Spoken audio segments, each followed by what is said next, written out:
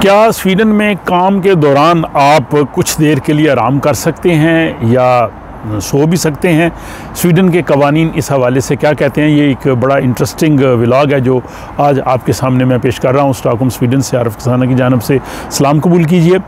Sweden के कवानीन के मुताबिक जो लोग यहाँ पे मुलाजम हैं, काम करते हैं, खा वो किसी प्राइवेट अदारे में काम करते हैं या सरकारी अदारे में काम करते हैं, क्योंकि स्वीडन में जो जॉब रूल्स हैं वो सब के लिए एक जैसे हैं और उस हवाले से कोई तखसीस नहीं है कि कोई कम्यून में काम करता है या प्राइवेट जॉब में काम करता है या जो स्टेट के किसी अदारे में काम करता है, क्योंकि सब जो है वो मुलाजमीन तसव्वुर किए जाते हैं और ट्रेड यूनियंस जो हैं वो उन जगहों पे मुलाजमीन का तहफ़्फ़ुज़ करती हैं।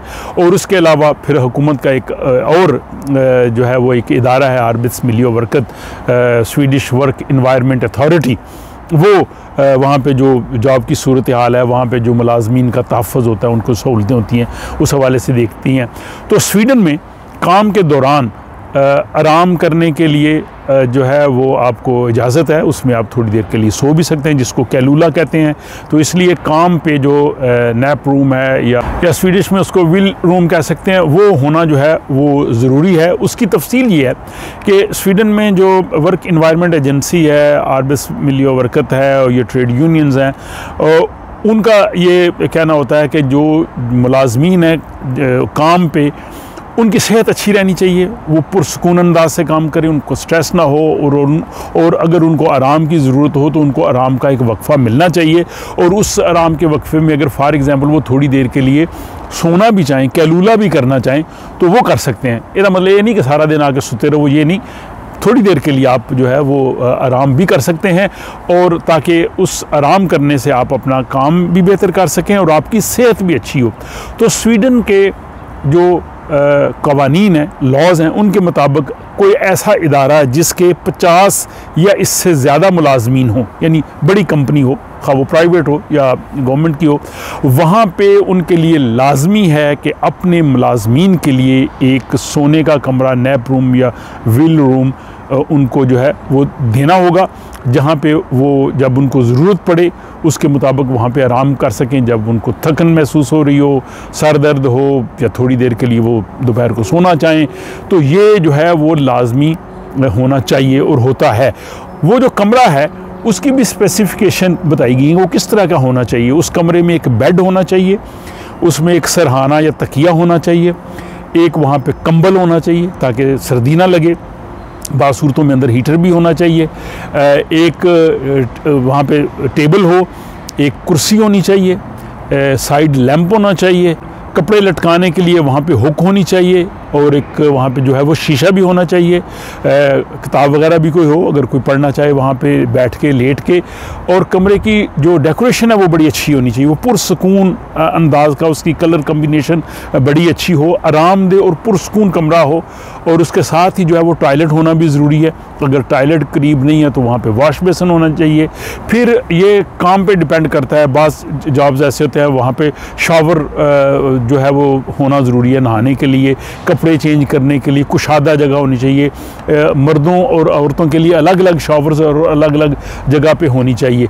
तो ये सारी चीज़ें उनको देना जो है वो ज़रूरी है। फिर इसमें जो हामला ख़वातीन है, प्रेग्नेंट वुमेन, उनके लिए स्पेशली उनको भी आराम का हक हासिल है, उनको भी जो है वो उसमें आराम की जगह जो है वो मुहैया करनी चाहिए। अब वो कंपनियाँ जिनके मुलाजमीन की तादाद 50 से कम है, उनको भी कहा गया कि वो भी कोशिश करें कि ऐसी जगह अपने मुलाजमीन के लिए दें जहाँ पे अगर वो थक जाएं, सर दर्द हो, तबीयत ठीक ना हो, थोड़ी देर के लिए आराम करना हो, तो वहाँ पे आराम कर सकें। ये रूल्स के मुताबिक है, ये इसमें जो है वो उनको हक हासिल है। और ये जो हक है ये सिर्फ मुलाजमीन को हक नहीं है, बल्कि स्वीडन में जो स्टूडेंट्स हैं स्कूल, कॉलेज, यूनिवर्सिटी के, उनके लिए भी ये हक हासिल है। उनके लिए अमूमी तौर पे इस तरह का कमरा जो स्कूल में या कॉलेज में, यूनिवर्सिटी में जो नर्स होती है उसके करीब होता है, उसमें जाके वो आराम कर सकते हैं। अगर किसी वक्त तो सर दर्द की उनको शिकायत है, थकन की शिकायत है, थोड़ी देर के लिए आराम करना चाहें, तो अमूमी तौर पे जो ये कमरे हैं उनके बाहर ये साइन बोर्ड विल रूम का जो है वो लगा होता है। बाज़ जगह पे ये होता है कि आप अपनी जब आप खाली देखें आप चले जाएँ और बाहर आप जो है वो एक साइन बोर्ड लगा दें कि अब ये कमरा जो है है वो इसमें कोई अंदर आराम कर रहा है, कोई इसको डिस्टर्ब ना करे। डोंट डिस्टर्ब का बाहर आप लगा सकते हैं। बाज़ जगहों पे जो वहाँ की इंतज़ामिया होती है उनके पास जाना पड़ता है, उनके पास चाबी होती है, वो आपको चाबी दे देंगे, वहाँ पे आप जो है वो आराम कर सकते हैं। लेकिन ये आराम आप काम के दौरान ही कर सकते हैं, ये नहीं है कि छुट्टी हो गई आप रात वहाँ पे रह लें, और ये लॉ में नहीं है। सिर्फ वर्किंग आवर्स के दरमियान थोड़ी देर के लिए आप आराम कर सकते हैं। आप लोगों को भी मुझे उम्मीद है कि ये मालूमात जो है वो बड़ी दिलचस्प लगी होंगी, खुसूसन वो लोग जो स्वीडन में काम करते हैं। हो सकता है बहुत से लोग काम करते हैं, उन्होंने कभी इस हवाले से सोचा ना हो, या वो ये ना समझते हो कि शायद ये हमारे जो है वो हमारा हक़ है एज ए मुलाज़म। तो मुझे बताइएगा कि ये मालूमात आपको कैसी लगी, और जिन्हें इस हवाले से इल्म नहीं था, जो यहाँ पे स्वीडन में काम करते हैं, तो काम करने के बाद अपने जॉब वालों से पता करके अपने कमेंट्स में ज़रूर बताइएगा कि आपने मालूम किया कि वो कमरा कहाँ पे है, ताकि ज़रूरत के मुताबिक आप आराम कर सकें, आराम भी करें। और स्वीडन का लाइफस्टाइल यही है कि यहाँ पे पुरसकून हो के जो है वो काम करें, स्ट्रेस नहीं लेना। स्ट्रेस वैसे बहुत बढ़ रहा है, वो एक अगले व्लॉग में मैं आपको इस हवाले से ज़रूर बताऊँगा। अपना ख्याल रखिएगा और मुझे इजाज़त दीजिए।